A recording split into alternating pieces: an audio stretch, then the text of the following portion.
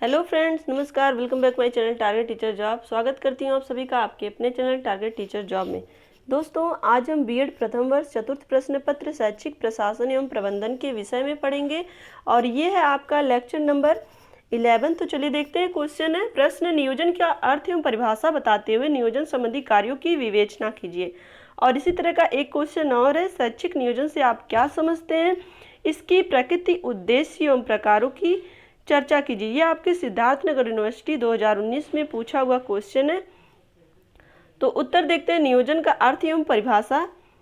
Meaning and definition of planning. शिक्षा एक ऐसी प्रक्रिया है जो बालक को भविष्य के लिए तैयार करती है। अतः शिक्षा का स्वरूप इस प्रकार होना चाहिए जो भावी समाज और राष्ट्र की आवश्यकताओं एवं समस्याओं के समाधान की क्षमताओं को विकसित कर सके।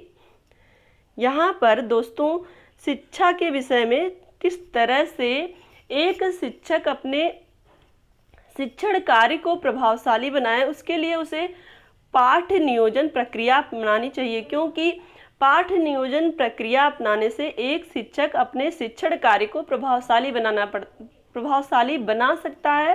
कहने का तात्पर्य यह है कि प्लानिंग के तहत पढ़ाने से जो भी शिक्षण सामग्री यूज करनी रहती है, जो भी शिक्षण उपकरण यूज करने रहते हैं, शिक्षक क्रमबद्ध यानी कि क्रमवार तरीके से वो अपने शिक्षण कार्य में यूज करता है, जिससे कि उसका जो शिक्षण कार्य है वो प्रभावशाली बनता है। आगे हम देखते हैं। शिक्षा का स्वरूप इस प्रकार होना चाहिए जो भावी समाज और राष्ट्र की आवश्यकताओं एवं समस्याओं के समाधान की क्षमताओं को विकसित कर सके। यह तभी संभव है जब नियोजन सूझबूझ के साथ किया जाए। यहाँ पर शिक्षा प्रभावशाली बने और साथ ही वो अपने देश, अपने राष्ट्र और अपने समाज के हित में हो। इसके लिए जो शिक्षण कार्य है वो पूर्ण नियोजित तरीके से होना चाहिए और सूझबूझ के साथ होना चाहिए। नियोजन से तात्पर्य एक निश्चित योजना रूपरेखा बनाने से है, जिसके द्वारा प्रयास प्रशासन की कार्यप्रणाली को बिना किसी बाधा के क्रियान्वित किया जा सकता है। यहाँ पर हम देखें, जो भी प्रशासन की कार्यप्रणाली है और उसके द्वारा जो भी निर्देश दिए गए हैं, उन निर्देशों को किसी भी बाधा के बिना क्रियान्वित किया जा सकता है। पूर्व नियोजन करके एक तरह से हम एक जो शिक्षक है वो अपने जो भी पाठ नियोजन प्रक्रिया है उसको अपना करके सहायक सामग्री और उपलब्ध वस्तुओं का समुचित उपयोग करके भी और सहयोगी व्यक्तियों परिस्थितियों का लाभ उठाकर भी वो पूर्व नियोजित प्रक्रिया के माध्यम से अपने शिक्षण कार्य को प्रभावशाली बना सकता है। और यहाँ पर हम देखें तो इस तरह से शैक्षिक प्रशासन के उद्देश्य भी पूरे होंगे। इस प्रकार नियोजन का अभिप्राय अनेक विफल में से सबसे अच्छे को चुनना है। दोस्तों, नियोजन का मतलब होता है कि जो भी आपके प्रयास विफल हुए हैं या फिर जो भी शिक्षण कार्य में कठिनाइयाँ आई हैं, उन सब से पहले से ही निपट लिया जाए। एक तरह से हम कह सकते हैं कि जो भी शिक्षण समस्याएं होती हैं वो पहले ही पता चल जाती हैं और उसका उपचार हो जाता है। इस प्रकार नियोजन का अभिप्राय अनेक विफल में से सबसे अच्छे को चुनना है। ये अच्छे विकल्प कार्यक्रम, उद्देश्य, प्रक्रिया, नीतियां आदि हो सकती हैं। प्रशासन के समस्त क्षेत्रों के विकास में योजना एवं उसका क्रियान्वयन ही उन्हें प्रगति की ओर ले जाता है। नियोजन एक प्रगतिशील प्रक्रिया है जो वर्तमान के साथ साथ भविष्य के तकनीकी विकास एवं वैज्ञानिक खोजें तथा सामाजिक एवं राजनीतिक परिवर्तन को ध्यान में रखकर बनाई जाती है। यहाँ पर हम देखें तो जो भी एक शिक्षक नियोजन प्रक्रिया अपनाता है वो हर चीज़ को ध्यान में रखकर अपनाता है, चाहे वो सामाजिक चीज़ें हों या फिर राजनीतिक या फिर आप कह सकते हैं आर्थिक। हर चीज़ को ध्यान में रखकर एक शिक्षक नियोजन प्रक्रिया अपनाता है, जिसके माध्यम से वो अपना शिक्षण कार्य करता है। वर्तमान युग में नियोजन के अभाव में प्रशासन किसी भी क्षेत्र में प्रगति नहीं कर सकता। दोस्तों, जैसा कि आप जानते हैं, देश में धीरे धीरे जनसंख्या बढ़ रही है, देश में धीरे धीरे बेरोजगारी बढ़ रही है। तो कहीं ना कहीं और देश को शिक्षित करने के लिए, देश में जो भी समस्याएं उत्पन्न हो रही है उससे लोगों के अंदर जागरूकता लाने के लिए देश को शिक्षा से जोड़ना बहुत ही ज़्यादा आवश्यक है। और इसके लिए जो शिक्षक है वो बहुत ही योग्य होना चाहिए, और योग्यता के साथ साथ उसके जो भी शैक्षिक दृष्टिकोण है वो एकदम से क्लियर होने चाहिए। कहने का तात्पर्य यह है कि वो भी जब भी शिक्षण कार्य करे तो पूर्व नियोजन प्रक्रिया को अपना करके शिक्षण कार्य करे, जिससे वो शिक्षा में उन सारे पहलुओं को ला सके जो आज के दृष्टिकोण से महत्वपूर्ण है। यहाँ पे हम देखें नंबर 1 है, ऑक्सफोर्ड इंग्लिश डिक्शनरी के अनुसार नियोजन का आशय उन कार्यों की रूपरेखा से है जिसको किया जाना है।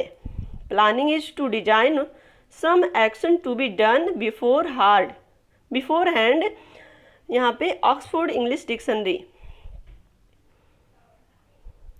नंबर 2 हम देखें, जेम्स एल लुंडी के अनुसार नियोजन का अर्थ यह निश्चय करना है कि क्या करना है, कहाँ करना है, कैसे करना, कौन करेगा और इसके परिणाम का मूल्यांकन कैसे होगा। दोस्तों यहाँ पे देखिए कितने क्लियर शब्दों में बताया गया है कि नियोजन का जो मतलब होता है वो होता है शिक्षा का उद्देश्य प्राप्त करना। किस तरह से एक शिक्षक अपने शिक्षण कार्य को करे, कैसे करे और किस विधि से करे और उसके मूल्यांकन कैसे हो, ये सारी चीज़ें एक शिक्षक को इन सब नियोजन का ध्यान रखकर ही अपने शिक्षण कार्य को करना चाहिए।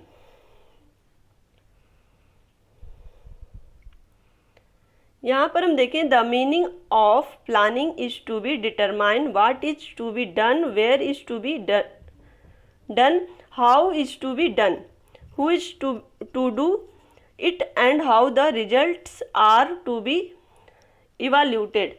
इसी तरह से हम देख सकते हैं कि यहाँ पर भी सेम वही परिभाषा है आपकी हिंदी टू इंग्लिश में कि किस तरह से प्लानिंग की जाए, कैसे की जाए, कब की जाए, कहाँ की जाए और इसका मूल्यांकन कैसे किया जाए। ये सारी चीज़ें इसमें आ जाती हैं एक नियोजन प्रक्रिया में।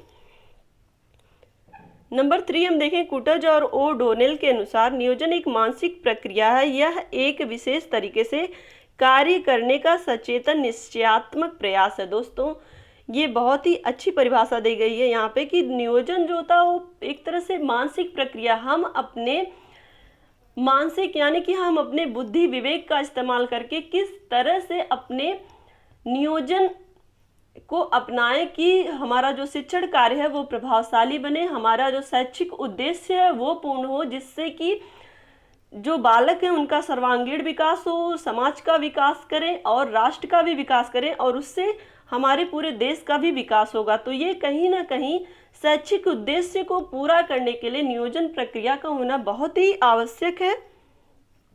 Planning is a mental activity, it is a conscious determination of doing work in particular way. नियोजन संबंधी कार्य, प्रशासन के क्षेत्र में नियोजन संबंधी निम्नलिखित कार्य हैं। नंबर 1 है आवश्यकता की पूर्ति। नियोजन के उचित निर्माण से आवश्यकता की पूर्ति होती है, इसलिए प्रशासन को नियोजन करते समय अतीत, वर्तमान और भविष्य को ध्यान में रखते हुए आवश्यकता को ध्यान रखना चाहिए। यहाँ पर देखिए जो भी नियोजन कार्य होता है, यहाँ पर नियोजन करने का जो मेन पर्पज होता है वो होता है शैक्षिक उद्देश्यों की पूर्ति। तो किस तरह से समय निर्धारित किया जाए और जो भी अतीत में गलतियां हुई हैं उनसे सीखा जाए और वर्तमान में जो भी चीज़ें आई हैं उनको उसमें समाहित किया जाए और भविष्य के लिए किस तरह से छात्रों को तैयार किया जाए, इन सारी बातों को रखते हुए ही नियोजन प्रक्रिया को जो भी आवश्यकताएं हैं उसकी पूर्ति करनी है। इसलिए कहा जा सकता है कि नियोजन का उचित निर्माण प्रशासन की आवश्यकता के पूर्ति में सहायक होता है।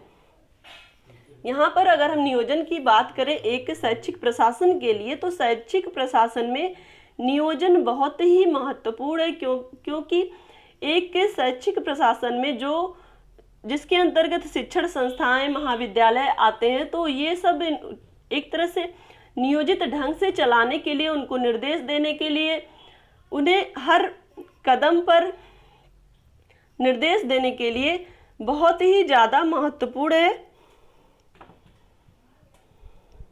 नंबर 2 हम देखें, समन्वय की स्थापना। प्रशासन उचित नियोजन के द्वारा अपने विभिन्न क्षेत्रों में तथा विभिन्न प्रकार के कार्यों के क्रियान्वयन में समन्वय स्थापित कर सकता है। यहाँ पर अगर हम बात करें शिक्षण संस्थानों की, जो कि शैक्षिक प्रशासन द्वारा निर्देशित किए जाते हैं और उनमें जो भी कमियां रहती हैं और जो भी उनके लिए बजट होते हैं और जो भी शैक्षिक उद्देश्य होते हैं, वो सब ध्यान में रखते हुए शैक्षिक प्रशासन अपने नियोजन को अपनाता है।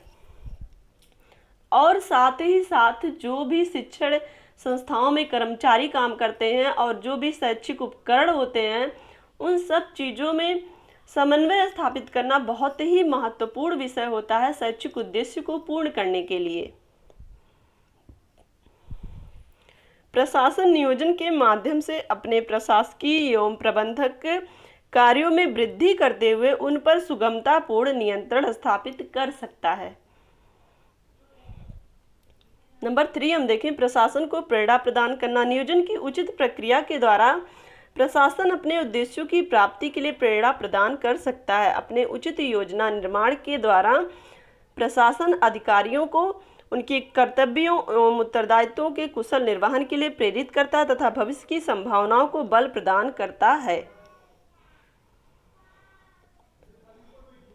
यहाँ पर हम देखें, जो शैक्षिक प्रशासन होता है वो अपने पूर्व नियोजन प्रक्रिया के माध्यम से जो भी उनके अधिकार क्षेत्र में शैक्षिक संस्थाएं आती हैं, उन पर एक तरह से निर्देशन के माध्यम से और फिर जो भी उनके कार्य हैं उसकी डिटेल से वो उनको प्रोत्साहित करते हैं। उनको एक तरह से हम कह सकते हैं दंडित भी कर सकते हैं। जो भी उनके अच्छे कार्य हैं उनके लिए वो पुनर्बलन का भी कार्य करेंगे और जो भी अच्छी चीज़ें सामने आती है उसके लिए वो प्रेरणा का स्रोत भी बनेंगे। तो ये सारी चीज़ें हैं प्रशासन को प्रेरणा प्रदान करती हैं।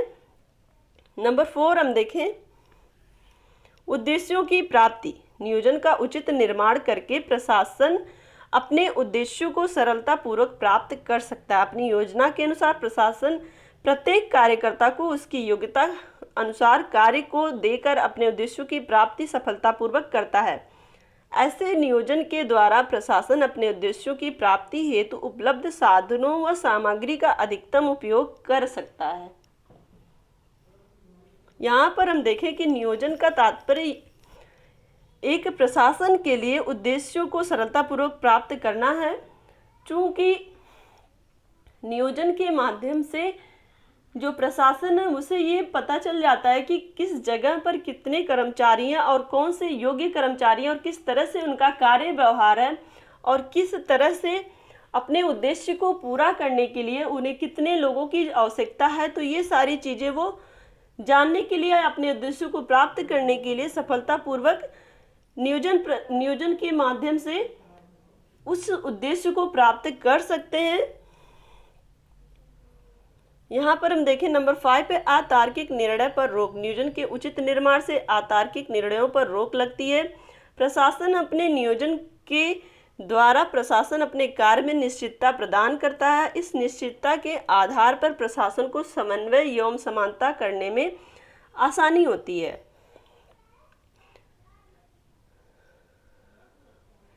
एक तरह से हम कह सकते हैं कि जो नियोजन प्रक्रिया होती है उस नियोजन प्रक्रिया के माध्यम से जो अतार्किक निर्णय है, कहने का तात्पर्य है पूर्व नियोजित चीज़ों से जो भी कमियां रहती हैं और जो भी चीज़ें छूटती हैं वो कहीं ना कहीं संभल जाती हैं। तो जिसकी वजह से जो डिसीजन होता है वो कभी गलत नहीं होता है और चीज़ें सामने आती रहती हैं। तो कहीं ना कहीं एक तरह से निश्चितता प्रदान की जाती है। पूर्व नियोजन प्रक्रिया के माध्यम से निश्चितता प्रदान होती है और इस निश्चितता के आधार पर प्रशासन को समन्वय एवं समानता करने में आसानी होती है। नंबर 6 हम देखें, योग्यताओं एवं अनुभवों का ज्ञान। प्रशासन उचित नियोजन के द्वारा विभिन्न प्रकार के अनुभवों एवं योग्यताओं का ज्ञान प्राप्त करता है। यहाँ पर योग्यताओं में अनुभवों का ज्ञान इसलिए कह सकते हैं जो जब कोई पूर्व नियोजित प्रक्रिया होती है तो जहाँ पर शैक्षिक प्रशासन के जिन क्षेत्रों में कार्य नहीं हुए रहते हैं या फिर कमी रहती है तो वो सारी चीज़ें नियोजन प्रक्रिया के माध्यम से पता चल जाती हैं और वहाँ पर जो भी योग्यताओं की जहाँ कमी है या उनके अनुभवों में कमी है वो सारी चीज़ें पूर्ण की जाती हैं। प्रशासन को अपने नियोजन करते समय कार्यकर्ताओं की योग्यताओं और अनुभव की जानकारी प्राप्त होती है। वह विभिन्न परिस्थितियों, कार्यों, कार्यविधियों की जानकारी प्राप्त कर लेता है। इन अनुभवों, योग्यताओं, कार्यों आदि के ज्ञान के द्वारा वह नियोजन का कार्य कुशलता पूर्वक कर सकता है।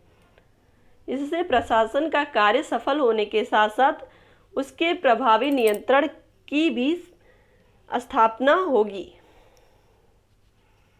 यहाँ पर हम देखें तो जिस तरह से नियोजन कार्य होगा कहीं ना कहीं वो योग्यता, कार्यों और अनुभवों के आधार पर होगा। तो इन सब आधारों की वजह से जो कार्य में कुशलता होगी वो देखने को मिलेगी। यहाँ पर हम लोग देख चुके हैं नंबर 6 तक। अब देखते हैं नंबर 7।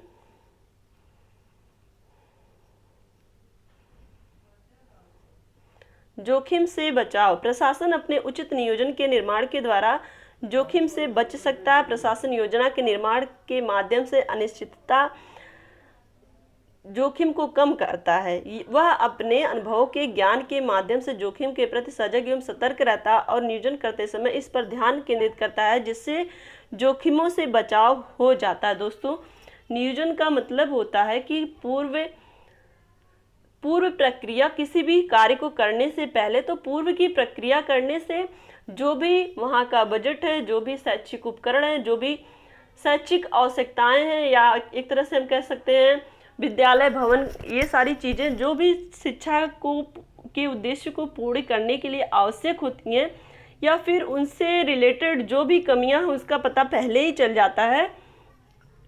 तो जो भी शैक्षिक उद्देश्य को पूर्ण करने में बाधा उत्पन्न होती हैं, जो भी जोखिम आते हैं, उनसे शैक्षिक प्रशासन बच जाता है।